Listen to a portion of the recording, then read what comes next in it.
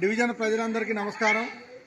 ప్రజలందరూ కూడా మా మాట విని దయచేసి ఇళ్లలో నుంచి బయటికి రావాలి.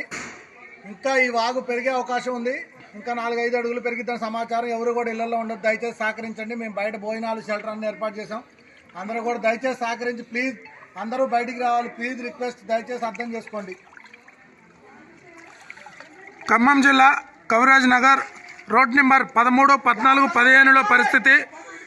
ఇక్కడ సుమారు 6 అడుగుల నీళ్లు పైన ఆ బజార్లో ప్రవహిస్తున్నాయి. కావున ఇక్కడ స్థానిక కార్పొరేటర్ తెలియజేసేది ఏంటంటే జేసీబీలతో ప్రజల్ని బయటకు తరలించాలని ప్రయత్నం చేస్తున్నారు. దయచేసి సహకరించండి. ఇళ్ల ముందు కార్లు పార్కు చేసిన కార్లు వెళ్ళిపోతున్నాయి. సహకరించండి. అమ్మా చెప్పు.